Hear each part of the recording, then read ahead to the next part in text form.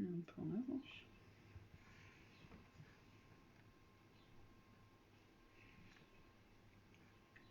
Je crois que c'est en train de charger en fait.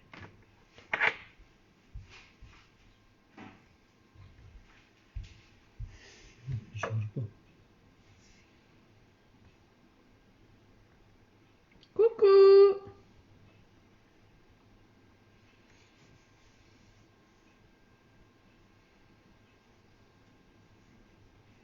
Bonjour tout le monde! Ah, ça commence à arriver. J'espère que vous allez bien, avec ce beau soleil encore. Coucou Julie! Pour ceux qui ont fait les fromages, j'ai vu pas mal de photos, c'est pas mal tout ça.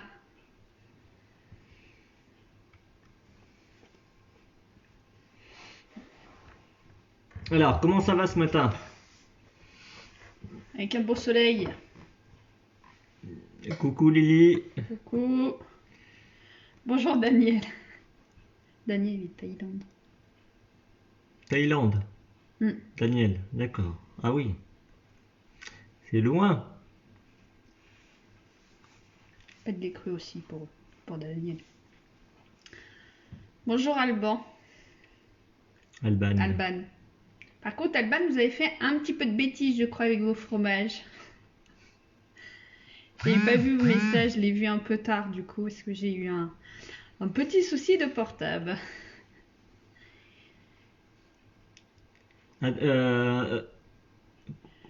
Coucou Isabelle.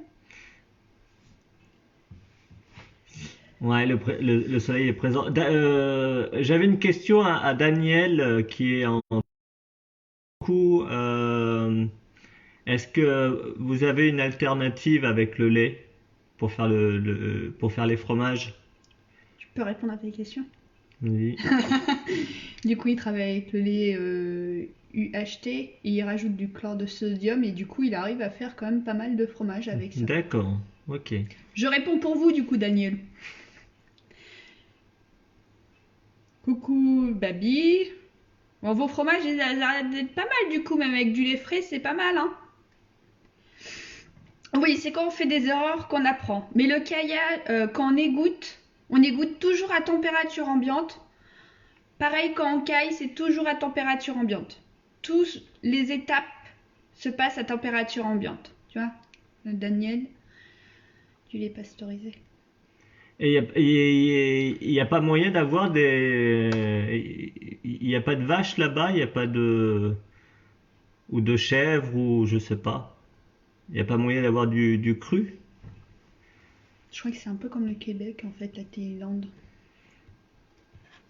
Je crois que c'est interdit, je crois.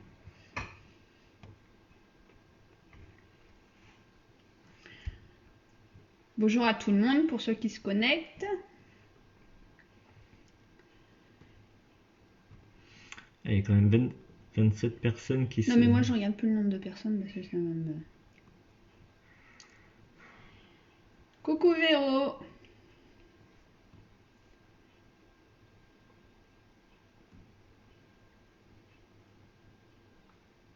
Coucou tout le monde. Hop, ça se connecte. On va attendre encore un petit peu. On est un samedi matin quand même. Coucou François. Coucou François. Bah justement, normalement, il devrait y avoir pas mal de monde un samedi matin quand même. Bah non, on dort. Il n'y a que nous qui se lèvent de bonne heure. Bah, il est 10 heures quand même. Oui. Bah. Bah. Alors. Tac tac tac, Christelle. Bonjour Christelle. Bon, on va voir. Alors pour ceux. Bonjour Arthur. Pour ceux qui ont fait en même temps que nous, est-ce que vous avez vu du coup, je pense que vous avez surveillé vos cahiers assez souvent. Est-ce que du coup vous avez bien vu comment ça a évolué, comment ça a changé, comment les choses? Parce que vous voyez, je ne sais pas si vous vous rappelez, pour ceux qui nous ont suivis, ça a beaucoup réduit. Mon moule, il était plein. Donc ça réduit beaucoup pendant l'égouttage. Et là, on va pas trop bien le voir sur la vidéo, mais il commence à avoir un tout petit peu de duvet.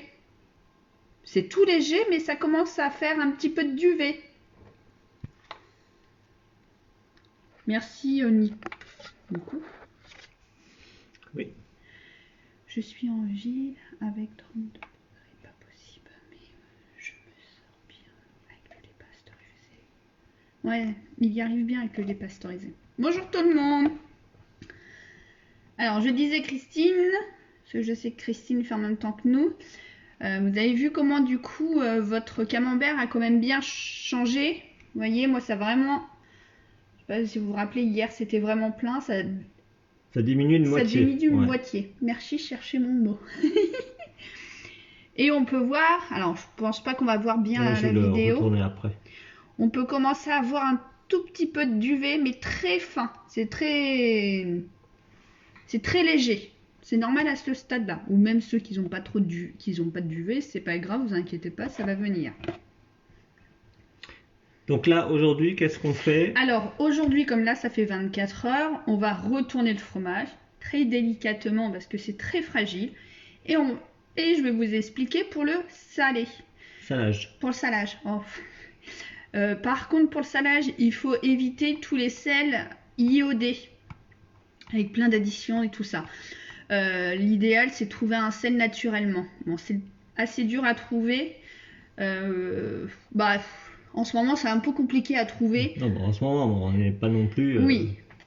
Donc, essayez de trouver sans additifs, sans rien, parce que du coup, ça va éviter qu'après votre fromage, ça va éliminer que le duvet, il se développe et tout ça. Donc ça, le choix de sel est très important. Je vais vous faire montrer. Hop, on va retourner là. Tac, voilà. Donc vous voyez comment ça a beaucoup diminué. On peut voir une toute pellicule très très très fine de duvet. Donc là c'est plein, donc hier c'était plein, donc là ça a diminué de moitié, hein, on va dire, hein. Là tout le petit lait est parti, donc... Mais c'est normal à ce stade-là. Voilà, et donc voilà, on voit une... Je sais pas si on voit bien, mais on voit une petite pellicule quand même, hein, de blanc. Très léger. Sur la vidéo on voit pas très bien, je pense. Voilà. Donc là, le petit lait, il tombe en dessous. On peut récupérer le petit lait, on en a parlé hier. On peut récupérer le petit lait pour ensemencer d'autres recettes par la suite. Donc on peut congeler le petit lait, hein. On en a parlé hier. Voilà. Je vois que les gens ils parlent pour le sel. Attends. Le sel rouge de l'Himalaya, oui, c'est du sel naturel. Donc tout ce qui est sel naturel, c'est bon, hein. Je vais vous montrer. Admettons, vous voyez le sel la baleine. Vous voyez, en bas, il y a marqué iodé et fluoré. Donc ça, il faut pas. Ça, il faut pas du tout de sel comme ça. Souvent, pour tout ce qui est sel naturel, c'est marqué en fait. Là, bon, c'est pas le sel que je prends d'habitude, parce que d'habitude, c'est quand on va à la mer, sans additifs. Et souvent, vous voyez, quand c'est du iodé, bah, tu vas où là? Non, chercher, on n'avait pas du... Non, on n'a plus, on a fini. Celui-là? Non, ça c'est du gros sel, c'est pas terrible. D'accord. Ils disent moins bien. Et vous voyez, quand le sel il est iodé, vous avez un petit tableau et c'est marqué que c'est bien iodé. Donc ça, à surtout pas prendre. Non, pas le gros sel. Mais non. Voilà, alors souvent, voilà, le mieux c'est de prendre ce sel-là, Non, mais pas en sel fin. Oui, faut pas prendre en gros sel. Là, il est en gros sel, je sais pas si on voit. Voilà, souvent, voilà, faut prendre le sel comme ça, mais en sel fin. Bah, c'est la même chose que ça. C'est le même. Hein. Oui, mais là, on voit que c'est toujours mieux. Au moins, on est sûr qu'il n'est pas traité. Donc souvent c'est marqué sans additifs, 100% naturel. Ouais, le sel rose de l'Himalaya, il est bien. Oui, il faut vraiment un sel naturel. Alors. Hop, on va commencer. Donc il faut que vous preniez une balance parce qu'il faut peser le poids de votre fromage. Ça, c'est le plus important parce que selon le poids du fromage, on va peser notre fromage. Et en fait, on va faire, admettons, le poids du fromage multiplié par 2, divisé par 100, et ça nous fera le poids du sel. Parce que c'est 2%. Je pense que là, il va falloir que tu répètes parce que tu as été un peu trop vite pour le calcul. Alors en fait, c'est 2% de sel par rapport au poids du fromage. De toute façon, je vais faire en direct, ce sera plus facile. Je suis pas très douée pour les explications. Alors, pour le retourner, moi j'incline un tout petit peu. J'essaye de le décoller un tout petit peu des parois, mais il faut y aller très doucement parce que le cahier est très fragile. Et il vient tout simplement. Tatin! Après, là moi je vais poser mon moule dessus pour retirer la tare du moule.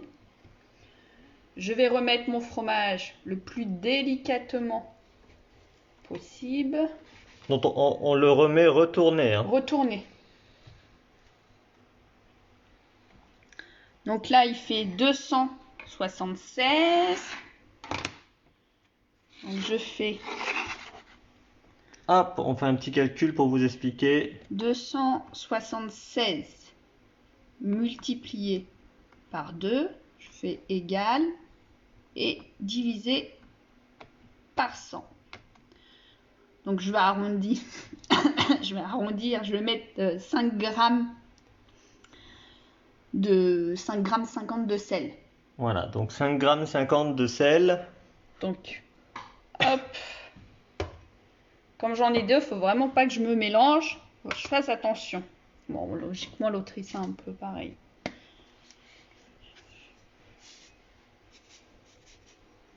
Ah bah non, il n'y a pas de virgule. Oui, non, bah, même si tu mets 6 grammes, c'est pas grave. Oui, non, c'est mieux mettre 5. 6, on va pas...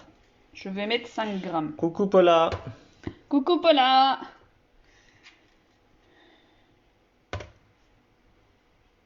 Donc jusqu'à là, ça va? Oui, la fleur de sel, ça va aussi. Ouais. Là, t'as mis 4 grammes, là. Oh mince, bah ça faisait 5 tout à l'heure. Oh, je vais y arriver.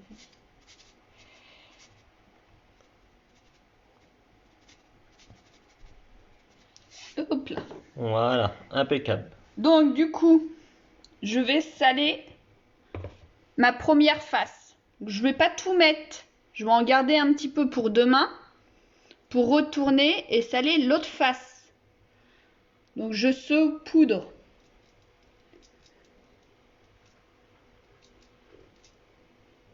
Hop, et je vais garder peut-être encore un tout petit chou. Et je garde le reste pour demain, pour ce fromage-là. Donc faut pas se mélanger. Parce que s'il y en a un qui est un peu plus gros que l'autre. Voilà, on met la moitié d'un côté, la moitié de l'autre le lendemain quand on aura retourné le fromage. Que là, on regoute encore pendant 24 heures. Donc là, voilà, on remet à égoutter le fromage. Et moi, pour éviter de me mélanger, je mets ma petite bague de sel devant. Voilà, comme ça, au moins on est sûr de ne pas se tromper. Surtout quand il y a plusieurs fromages en cours. Donc je refais. Donc on refait la même chose. Hop.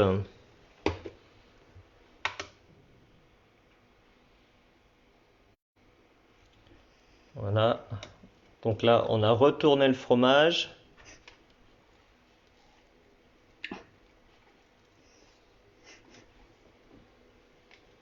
Ah, je suis en train de me battre avec celui-là. Voilà, il ne veut pas se retourner. Il est récalcitrant. Oui, on égoutte à température ambiante, hein, toujours.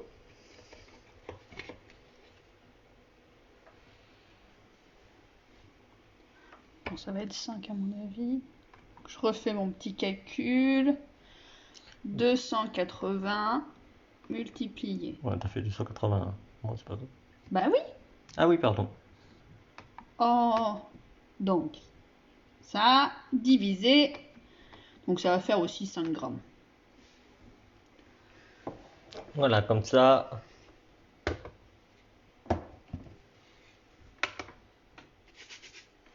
Non, on n'en met pas sur les côtés, on met juste dessus. Le fromage, de toute façon, le sel, pardon, va imprégner le fromage en entier. Donc, il n'y a aucun souci. Vous mettez juste dessus. Et le lendemain, voilà, le lendemain, on va retourner le fromage et on va ressaler par-dessus. Hop, je ressale. Hop. Peut-être encore une toute petite chouille. Hop.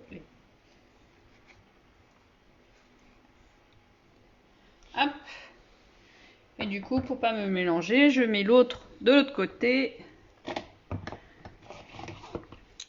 Et voilà. Donc comme ça, on est sûr. Moi, je rentre très bien. Voilà. Donc toujours en égouttage. Ça, on change pas.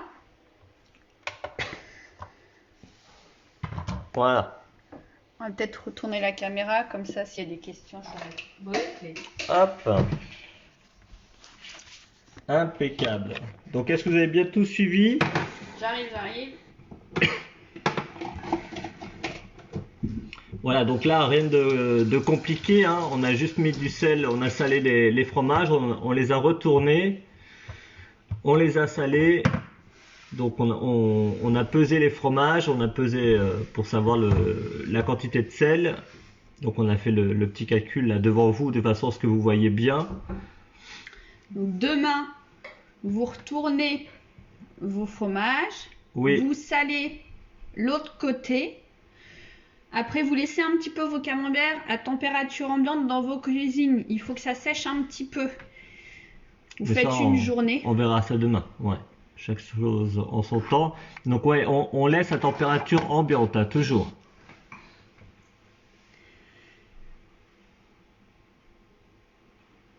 Hein. Mais c'est pas grave, Marion, vous allez sur la chaîne YouTube. Ou Euh, après, sur le groupe aussi, on peut la voir. oui, on peut la voir sur le groupe, mais sinon vous la voyez sur la chaîne YouTube. Là, on a parlé du salage, parce que je crois que Marion, vous le faites aussi en même temps. Oui, on met toujours le couvercle parce que là en plus c'est la saison où les mouches commencent à venir, donc on protège toujours les fromages. Parce que les mouches adorent les fromages. Elles aiment bien pondre. Le lait ça les attire, donc voilà, on couvre toujours les fromages. Ça évite d'avoir des petits vers après dans les fromages. Donc, est-ce que j'ai été claire? Vous avez bien compris pour le salage. Par contre, allez très doucement avec vos fromages. Ouais, quand vous démoulez, voilà, faut être délicat, hein, c'est fragile. Donc on démoule et puis on scelle. Voilà, donc pour l'instant, voilà, c'est simple.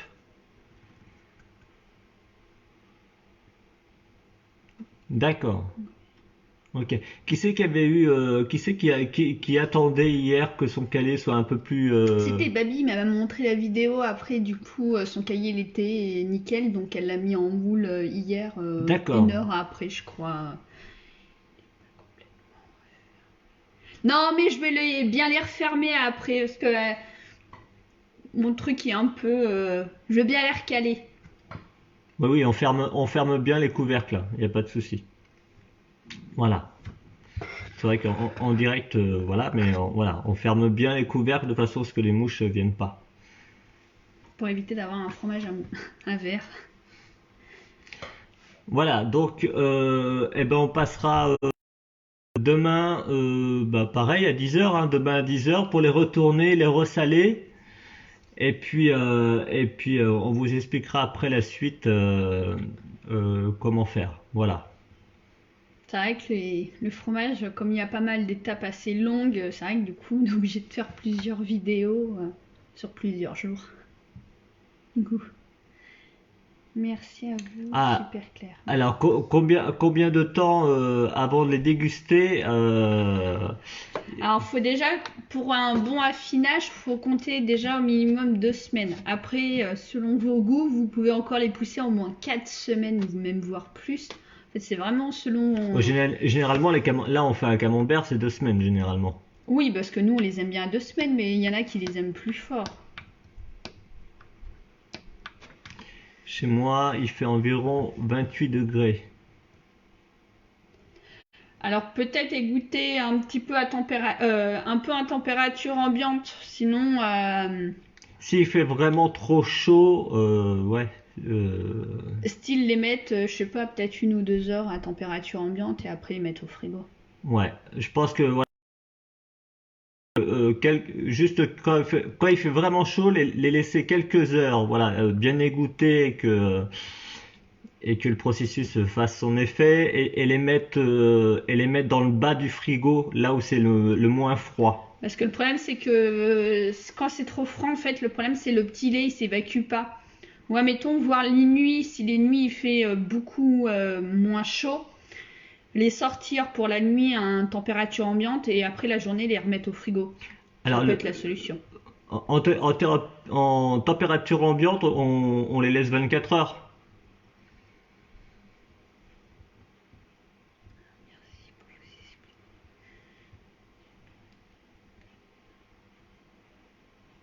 À vous voir tous les jours, on va Alors, s'ennuyer après.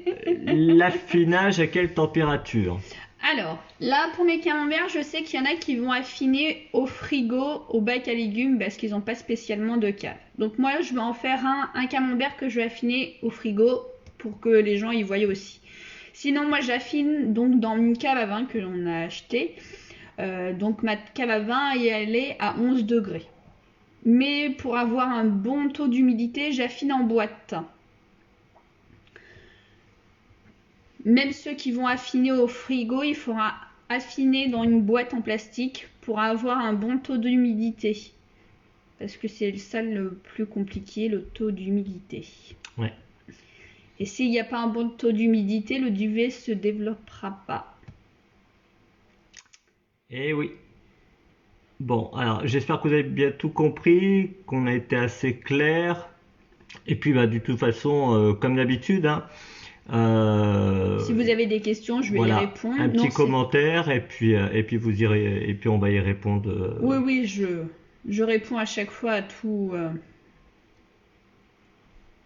Ouais, ouais, les vidéos étape par étape, ouais, c'est vrai que c'est plus pratique. Bah, de toute façon, pour le fromage, on sera qu'obligé de faire étape par étape. Ouais. Non, mais c'est vrai que c'est plus pratique pour eux que de regarder sur les fichiers Ah oui. et de demander à chaque fois des explications un peu plus précises. Là, du coup, avec les vidéos, vous allez voir en temps réel comment ça se passe. Ah oui, je vais aussi, moi de toute façon, je vais affiner en cave normale, comme d'habitude. Et je vais affiner en frigo pour vraiment montrer les deux solutions pour ceux qui n'ont pas de cave naturelle ou pas de cave à vin.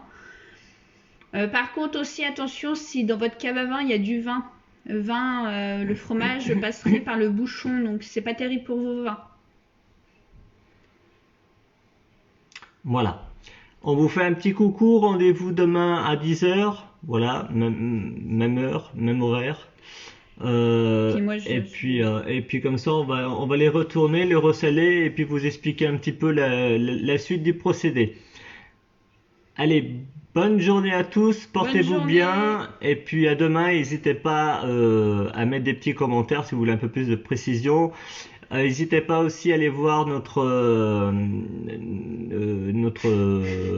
page. La page, ça vous le savez, mais Ah notre oui, non, chaîne YouTube. Il trouve ses mots. Voilà, et c'est le week-end. Hein. Notre chaîne YouTube, voilà, abonnez-vous. Ils disent. Ah, ouais, c'est dur. Hein. Notre chaîne YouTube, voilà, n'hésitez pas aussi à mettre quelques commentaires et à liker les commentaires. la page YouTube. Et puis voilà. Allez, bonne journée. Prenez soin de vous, à demain. Bisous. Bisous.